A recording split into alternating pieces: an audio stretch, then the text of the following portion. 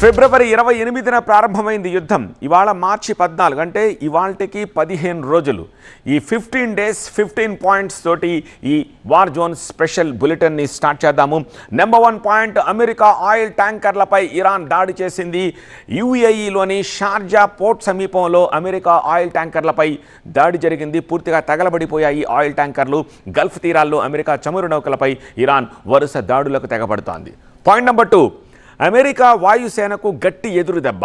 Saudi అరేబియాలోని వైమానిక స్థావరాలపై క్షిపణులతోటి విరుచుకుపడింది Iran. America వైమానిక దళానికి చెందిన 5 రీఫ్యూయలింగ్ విమానాల్ని ధ్వంసం చేసింది. పాయింట్ నెంబర్ 3, బగ్దాద్లోని అమెరికా ఎంబసీపై ఇరాన్ దాడి చేసింది. ఈ దాడిలో ఎంబసీ ప్రాంగణంలోని ఒక హెలీప్యాడ్ ధ్వంసమైంది. పాయింట్ నెంబర్ 4, పశ్చిమాసియాలో భారీగా అమెరికా బలగాల మోహరింపు. హర్మూజ్ జలసంధికి ఒక 2500 మంది అమెరికన్ మెరైన్ కమాండోలు చేరుకున్నారు. యుఎస్ఎస్ ట్రిపోలితో పాటు మరిన్ని యుద్ధ నౌకలను కూడా అక్కడ మోహరిస్తున్నారు. హర్మూజ్ జలసంధి దగ్గర యుఎస్ 31వ మెరైన్ ఎక్స్పెడిషనరీ యూనిట్ కూడా ఉన్నట్టుగా తెలుస్తోంది. పాయింట్ నెంబర్ 5, బీరూట్పై ఇజ్రాయెల్ బాంబు దాడులు చేసింది. ఈ దాడుల్లో 12 మంది వైద్య సిబ్బంది కూడా మృతి చెందారు. ఇరాన్పై విరుచుకుపడుతున్నాయి ఇజ్రాయెల్, అమెరికాలు. గల్ఫ్ దేశాలపై ఇరాన్ డ్రోన్ల దాడి కూడా కొనసాగుతోంది. ఒమన్లో డ్రోన్ దాడి జరిగింది. 2 భారతీయులు మృతి చెందారు. 11 మంది క్షతగాత్రుల్లో 10 మంది భారతీయులు ఉన్నారు. పాయింట్ నెంబర్ 6, పశ్చిమ ఇరాక్లో అమెరికా రీఫ్యూయలింగ్ విమానం ఒకటి కుప్పకూలింది. ఈ ఘటనలో 6 సిబ్బంది చనిపోయారు. శత్రువుల దాడి కారణంగానే ఇది జరిగిందని చెప్పి శత్రు దేశాలు ఆరోపిస్తుంటే అది కాదు అంటోంది అమెరికా. 2 విమానాలు ప్రమాదవశాత్తు ఢీకొన్నాయని అమెరికా అంటోంది. మరొకటి ఇజ్రాయెల్లో క్షేమంగా ల్యాండ్ అయినట్టుగా చెప్తోంది. పాయింట్ నెంబర్ 7, పేలుళ్లతోటి దద్దరిల్లిపోయింది Tehran.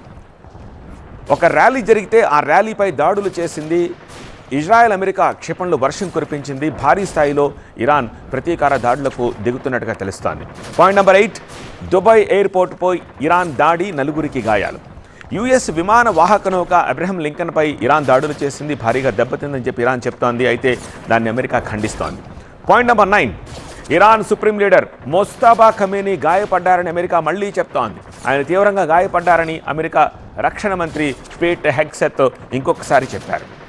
Point number 10, Iran supreme leader Mojtaba Khamenei సమాచారం చెప్తే 93 కోట్ల రూపాయల నజరానా ఇస్తామని ప్రకటించింది. ఒక భారీ ఆఫర్ ఇచ్చింది అమెరికా. ఇరాన్ సుప్రీం లీడర్ విషయంలో సస్పెన్స్ కొనసాగుతోంది. పాయింట్ నెంబర్ 11, గల్ఫ్ యుద్ధంతో ప్రపంచమంతా భగ్గుమన్నాయి చమురు ధరలు. రష్యా చమురు కొనుగోలుపై ఆంక్షల్ని సడలించింది అమెరికా. ఈ వార్తలపై స్పందించారు. రష్యా చమురు ఎంత కీలకమో ప్రపంచానికి తెలిసొచ్చిందని ఇప్పుడు రష్యా కూడా చెప్పుకుంటోంది. నెంబర్ 12, ఇరాన్లో 56 మ్యూజియంలు దెబ్బతిన్నాయి. నాట్ ఓన్లీ మ్యూజియంస్, చారిత్రక ప్రదేశాలు ఇవన్నీ కూడా దెబ్బతిన్నాయి. అమెరికా ఇజ్రాయెల్ దాడుల్లో ఇరాన్ చారిత్రక ప్రదేశాలన్నీ ధ్వంసం అయిపోయాయి. ఇరాన్ సాంస్కృతిక వారసత్వ సంపదంతా కూడా పోయినట్టుగా ఆ మంత్రిత్వ శాఖ వెల్లడించింది. యునెస్కో జాబితాలో ఉన్న గోల్డ్స్టాన్ ప్యాలెస్ కూడా నష్టం జరిగిందట. ఇజ్రాయెల్, లెబనాన్లో కూడా చారిత్రక ప్రదేశాలు దెబ్బతిన్నాయని యునెస్కో అంటోంది.